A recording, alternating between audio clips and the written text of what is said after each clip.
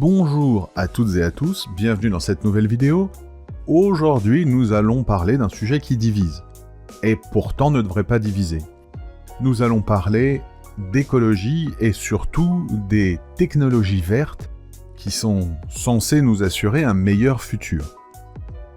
Vu l'état écologique de la planète, bien entendu, si on demande les technologies vertes sont-elles bonnes pour celles-ci, on devrait pouvoir répondre un oui franc et massif.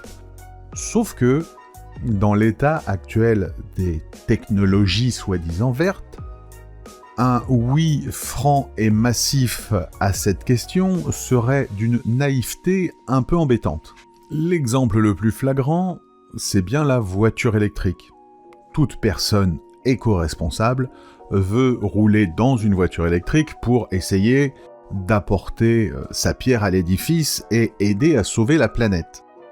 Mais nous allons voir dans cette vidéo que les voitures électriques, en fait, sont plus un business qui sert à donner bonne conscience aux consommateurs plutôt qu'un véritable moyen de sauver la planète.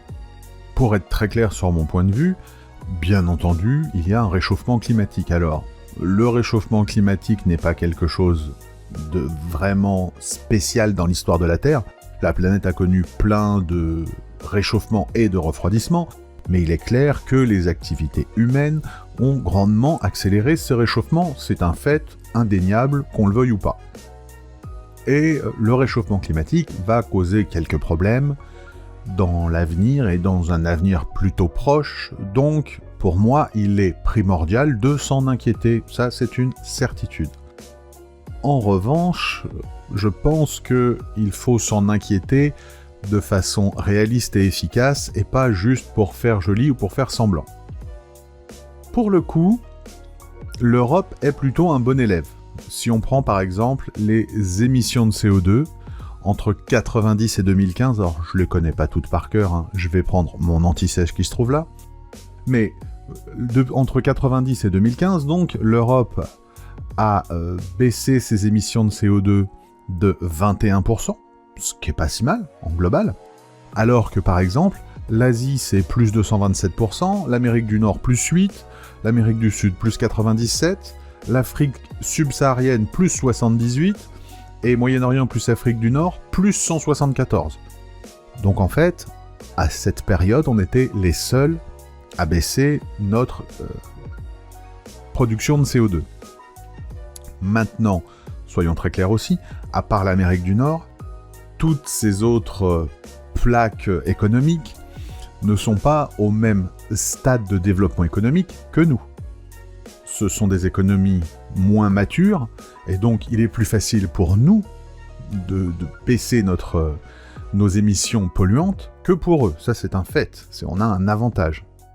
À part bien sûr les États-Unis, et les États-Unis font un effort, puisqu'en 2019, ils ont baissé de 2% leur émission de CO2. C'est déjà un début. Il faut savoir aussi qu'une énorme partie des émissions de gaz à effet de serre, c'est la production d'électricité, notamment l'enfer des centrales à charbon, qui représente 40% de la production d'électricité à travers le monde. Les centrales à charbon, alors c'est carrément un crime contre l'humanité. On va être clair, je vous en parlerai après, vous verrez, c'est bien hardcore la centrale à charbon.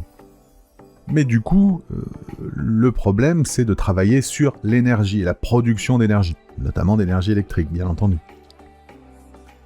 En ce qui me concerne, je le dis ouvertement, je suis pro-nucléaire. Alors, attention, on est clair. Je ne pense pas que la fission nucléaire, c'est ce qu'on utilise aujourd'hui, soit une véritable solution. Je ne pense pas que ce soit un miracle. On est d'accord que ça produit des déchets, on est d'accord que ça a beaucoup de risques, et des risques très importants. On est clair là-dessus. Je ne pense pas que ce soit un miracle. En revanche, je pense que si on fermait toutes les centrales à charbon pour les remplacer par des centrales nucléaires, on pourrait gagner du temps afin de pouvoir développer d'autres technologies, par exemple la fusion nucléaire. Je vous invite à voir l'épisode que j'avais fait où je parlais de la fusion nucléaire et du réacteur ITER. Et là, la fusion nucléaire nous apportera une vraie réponse. Pour moi, c'est ça la vraie réponse du futur. Elle se trouve ni dans l'éolien, ni dans le solaire, mais clairement, si demain on me dit on a des panneaux solaires qui sont tellement performants qu'ils sont fabricables avec des matériaux lambda, qu'ils peuvent remplacer les les centrales nucléaires, mais je suis le premier à en mettre sur ma maison et à militer pour qu'on ferme toutes les centrales. Parlons de ce totem de la civilisation occidentale qu'est la transition écologique. D'ailleurs, si on regarde les chiffres, on devrait plutôt appeler ça une transition économique, mais bon. Pour ces énergies propres entre guillemets, il existe en gros 3 sources, le marémoteur, l'éolien et le solaire.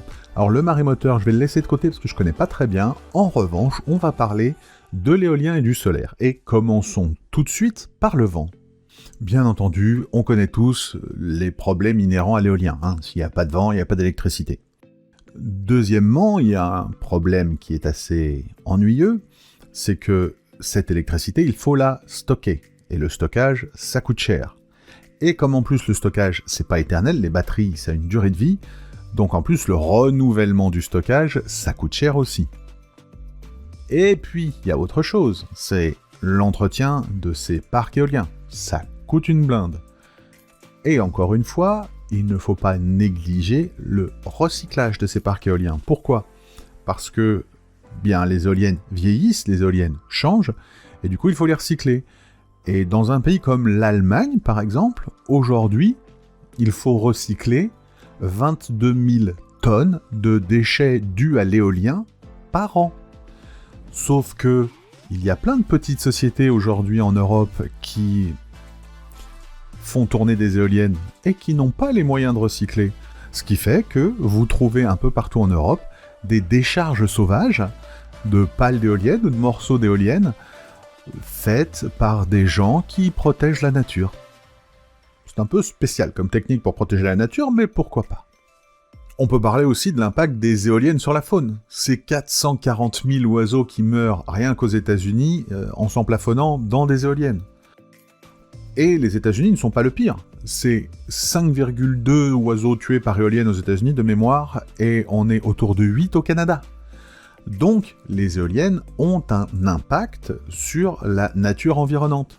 Et oui, il y a plein d'autres choses. Les lignes à haute tension, les immeubles ont un impact, sauf qu'on va pas arrêter d'avoir des logements. C'est pas trop possible. Donc, est-ce que ça vaut la peine d'en rajouter en tuant un peu plus avec des éoliennes ? En sachant que on nous explique que c'est pour protéger la nature qu'on fait des éoliennes. Et dans toutes les éoliennes, notamment dans les moteurs, vous trouvez des métaux rares qui sont extraits à l'autre bout du monde. Donc rien que le transport est un polluant. Je ne vous explique même pas comment ils sont extraits. On en parlera plus tard, vous verrez à quel point c'est écologique. Et c'est pas un détail. Certaines éoliennes embarquent à l'intérieur 930 kg de métaux rares par éolienne. Donc c'est pas du tout un détail. Bien heureusement, ces métaux rares, on peut les recycler. Mais ça coûte plus cher de les recycler en fait que d'en racheter. Donc les fabricants d'éoliennes ne recyclent absolument pas les métaux rares qu'il y a dans les éoliennes. Ils se contentent d'en racheter et ainsi d'accélérer la destruction des pays qui produisent ces métaux. Du coup, pour sauver la nature, ils détruisent la nature. C'est tout à fait logique. Après, aujourd'hui, l'éolien, c'est 4% de l'électricité mondiale. C'est très bien, c'est en progression. En revanche, c'est rien du tout. Ça n'existe pas dans le mix énergétique. Donc, visiblement, la façon dont c'est fait, la façon dont c'est exploité, ça n'est pas super pour la nature, ça n'est pas du tout ce qu'on nous vend, mais à la limite, j'ai envie de dire, c'est pas très grave, puisque c'est 4% du mix énergétique. Heureusement, on a le solaire pour remplacer. Le solaire, on le sait, a beaucoup évolué ces 20 dernières années, ils ont fait beaucoup de progrès, ça c'est indiscutable. En revanche, ça a aussi quelques soucis. On est bien d'accord que là où on a besoin le plus d'électricité, c'est quand il fait noir et quand il fait froid. Donc la nuit, donc au moment où le solaire ne produit pas. Du coup, encore une fois, il faut stocker. Et stocker, ça coûte une blinde, comme je l'ai dit, et il faut renouveler ces stockages. Ça coûterait des milliards et des dizaines de milliards à faire. Si aujourd'hui la France était au tout solaire, très certainement qu'au moins un tiers des habitants du pays ne pourraient pas payer de facture d'électricité. Ce serait trop cher pour eux et on retournerait à la bougie et au feu de bois. Ensuite, le solaire a aussi un impact sur la faune, malheureusement. Parce que le mieux pour faire une ferme solaire, c'est quoi? C'est des coins désertiques, hein. Il fait chaud, il y a de la place. Donc, on va faire ça, par exemple, dans des endroits type désert de Californie. Mais il y a un petit problème. Petit problème qui fait d'ailleurs qu'aux États-Unis, il devient très compliqué d'obtenir des licences pour pouvoir justement développer des fermes solaires. On s'est aperçu que les insectes sont pas complètement idiots. Ils sont au milieu du désert et finalement, ils trouvent des espaces sur lesquels il fait un peu moins chaud puisqu'il y a de l'ombre. Donc tous les insectes se réunissent dans ces endroits-là. Et les oiseaux sont pas idiots, ils se nourrissent des insectes, donc ils vont là où il y a des insectes. Ça paraît assez logique jusque-là. Ce qui paraît aussi assez logique, c'est qu'avec la réverbération de ce soleil de plomb sur les panneaux solaires, la température au-dessus des panneaux solaires est absolument abusive. Et que les oiseaux qui volent au-dessus des panneaux solaires se font cramer les plumes. Et ça détruit la faune. Il y a une centrale aux États-Unis, en Californie, la centrale d'Ivanpah, je crois, vous pourrez regarder, qui a eu une plutôt mauvaise publicité après qu'une association de défense de la nature ait publié un rapport où il était dit qu'en gros, dans cette centrale, un oiseau mourait en se faisant cramer les plumes toutes les 2 minutes. Donc encore une fois, bon pour l'environnement est un terme assez relatif. Surtout que les panneaux solaires aussi sont blindés de métaux rares. Ces mêmes métaux rares que, nous allons le voir ensemble, on exploite dans des mines qui sont des catastrophes sanitaires et des lieux de pollution et de mort, disons-le franchement. Donc en fait, on ne résout aucun problème, on se contente de les déplacer hors de notre vue. Et puis revenons à notre merveilleuse voiture électrique. Si vous regardez, il y a marqué voiture zéro émission, respectueuse de l'environnement, voiture qui ne pollue pas. Alors, la vérité, c'est qu'il devrait y avoir marqué zéro émission locale. Bonne pour l'environnement local et ne pollue pas localement. Parce que la voiture électrique pollue parfois beaucoup plus que la voiture à essence. Sauf qu'elle ne pollue pas là où on se trouve. Le plus magnifique exemple de cette hypocrisie, je trouve, c'est la Norvège. La Norvège est le pays d'Europe qui a le plus de voitures électriques. Et ça, ils sont au top là-dessus.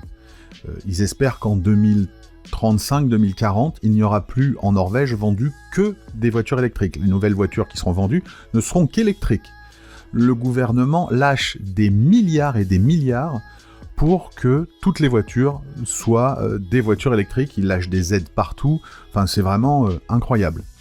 Bon, le fait de faire passer aussi les bornes de rechargement de 800 actuellement à 4000, c'est ce qui est prévu, dans 15 ans, vous vous doutez bien que pour acheminer le courant, des métaux comme le cuivre, par exemple, vont être un peu nécessaires, et que les mines de cuivre, c'est pas toujours la fête, mais ça, c'est pas grave. Petit début d'hypocrisie, déjà. Ensuite, c'est très beau d'être un pays vert et de montrer l'exemple et de passer au tout électrique pour baisser la pollution. Mais encore une fois, c'est pour baisser la pollution locale. Parce que ça n'empêche pas la Norvège d'être le 15e producteur de pétrole au monde et d'exporter des millions de tonnes de pétrole. Les mecs savent bien que c'est pas pour le stocker ou pour faire de la décoration. Ce pétrole va être utilisé et va polluer. Donc, en local, ils s'arrangent pour avoir que du propre, mais leur empreinte de pollution à l'échelle de la planète devrait inclure ces millions de tonnes de pétrole exportées tous les ans. Et tuer des gens ailleurs avec le pétrole, c'est le prix de leur autosatisfaction et de leur jolie voiture électrique.